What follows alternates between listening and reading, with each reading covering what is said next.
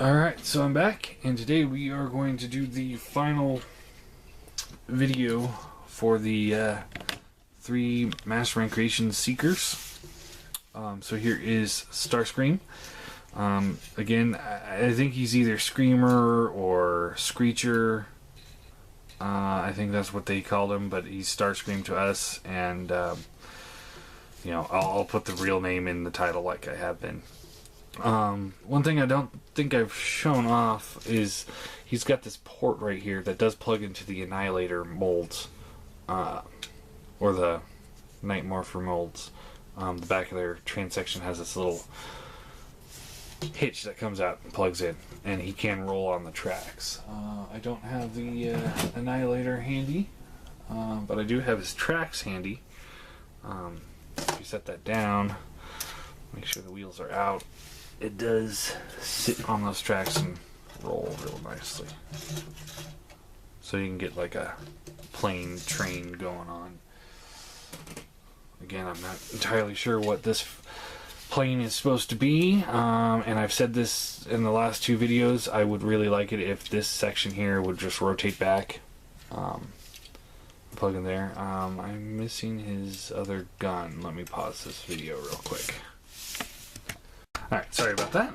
So I got his other gun, and I guess while I paused it, I'll get the trailer for Annihilator here out, and you just you rotate this piece around, and there's that little tab right there. You just plug that in, back, and now you got this going on. Yeah. I mean, it works, I guess. It's a weird feature that I'm not like, oh man, this sells the figure for me. The mold sells the figure. And I got another fly in my room. I absolutely cannot stand flies.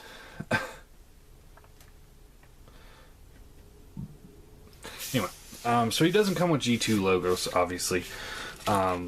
Those are supposed to be just blank, but I slapped some G2 logos on there because I'm trying to build a kind of a G2 army led by the Annihilator figure. So, anyway, I guess, I mean, yeah, he's got the little train wheels, propellers spin. It's really all there is to him. Again, you know, I've showed this off in the last 2 videos. This is why I split up the videos, because this is still feeling a little monotonous at this point. But these figures are cool enough that I think they deserve their own reviews at least. So to transform them, slide these wings here all the way in. You want to unhook the legs here, like so, and then come around to the back. There's a little port on the back of the knee that plugs into the elbow, and you just pull that straight out like so. Do the same thing over here. Now the instructions, I believe, said that you have to remove these guns. You don't have to remove those.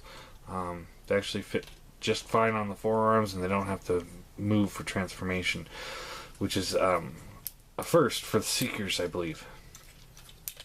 So you rotate these things down, flip this back section here up, and then heel spur can come out. Foot comes up, like so. Do the same thing over here. Heel spur, and there's little slots in his knees that you can kind of slot these into if you wanted to, but you don't have to. Just kind of get into a position that looks good, more or less. Rotate the waist around. Once you do, you push this little section here up, locks it all into place.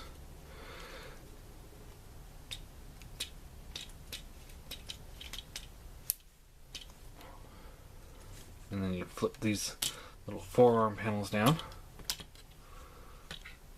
You can rotate these fins down.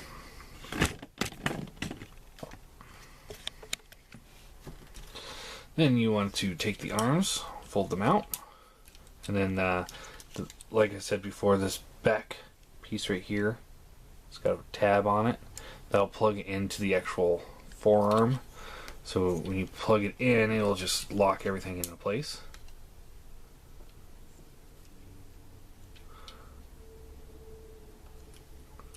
There you go. And oh, there we go. And he still has an elbow joint, so it doesn't hinder that at all. It's just extra step to kind of lock everything into place. Flip the hands out. Close that up. Do the same thing over here.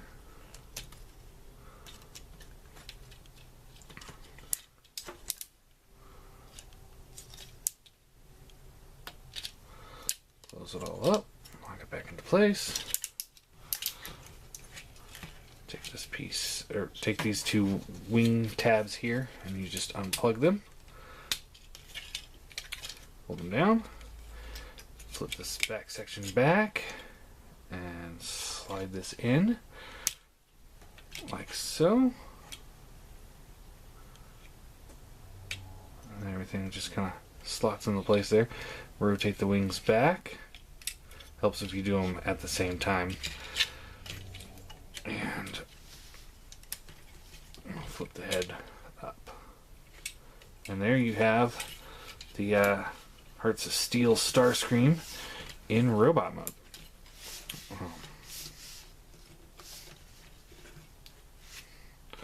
And again, he looks really nice. I really like this mold. Once they get into robot mode, they just look amazing. The alt mode, again, it's questionable because of the fact that it doesn't. I don't really recall seeing jets like that. Could be wrong, but oh, who am I kidding? I'm never wrong. I'm always right, right? Not really. And then he's got those little wing bits that can fold out on the side of his head that just kind of distinguish him a little bit differently.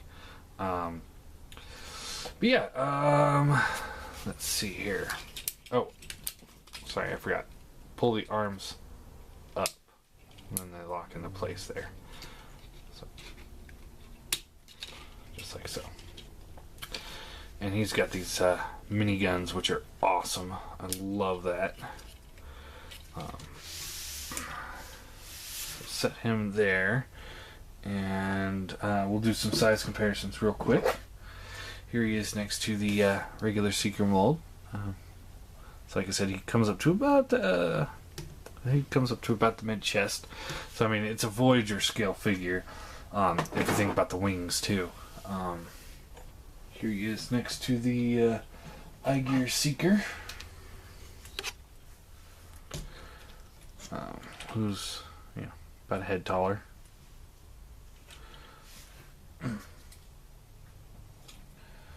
And then here we have the other, his little mold brothers.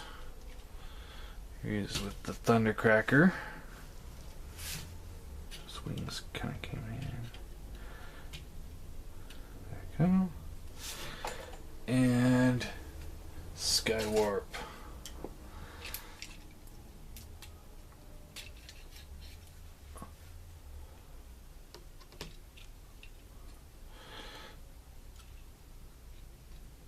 So yeah, these guys are all together now. Let me zoom in, see if this will focus. There we go. Okay, so Starscream here, you can see he's got like a smirk face. Skywarp over there has like this screaming face. And Thundercracker has more of a stern face. So they actually all have different face sculpts, which probably means they all have essentially different head sculpts. Another difference in the molding anyway is Thundercracker's got these like almost like flamethrower looking guns, Starscream's got the chain guns, and Skywarp here has got like double barrel shotgun type guns. So the base mold, the base of the cannons are all the same. So basically, you get a little variation with the sculpts, major variation with the paint scheme, and I would prefer, I do prefer that. I mean, the guns, I kind of would have preferred just chain guns all around. I think that would have looked cool. But the head sculpts is what really sells it for me.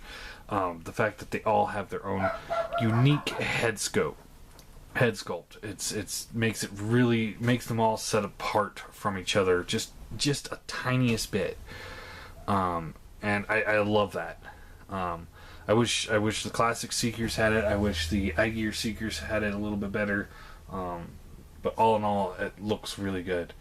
And here they are next to Annihilator, who is about half a head taller than them, I'd say.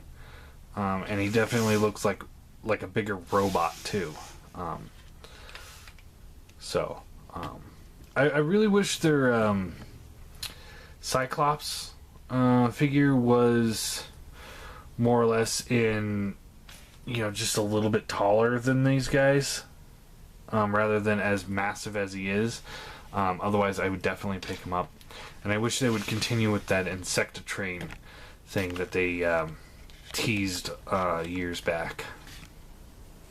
Because I would love to get a train that turns into the Insecticons. And there's other things in the Hearts of Steel continuity that came out. Bumblebee turned into like a little, like one of those little, I think it was the piston shooters or rivet shooters. So I would have liked to see that. I know Scourge turned into a blimp, and that just looked amazing. I really wish they would have continued with this line. Maybe they will after they're done with Predaking. Maybe they won't. But I, for one, would buy just about anything they make in the Hearts of Steel line at this point. Like I said, I'm still debating on getting the Optimus version of this mold just to have it. I love the Annihilator better because of the color scheme, but and it really sets it apart rather than just a clone of Optimus. But yeah, really, really great figures. I can't remember what I scored Skywarp when I first did it, but that score goes, I think it was 9 out of 10. We'll say 9 out of 10 on all of them. Great figures. The only thing that I kind of gripe on is the fact that the plane mode doesn't look quite right. But it works. These guys work really well. I love them. And like I said, I kind of hope I can get more. And I might go in with some paint and touch up on those rivets. Those look a little bit nicer. So yeah, there is Hearts of Steel Mastermind Creations Starscream and his brethren.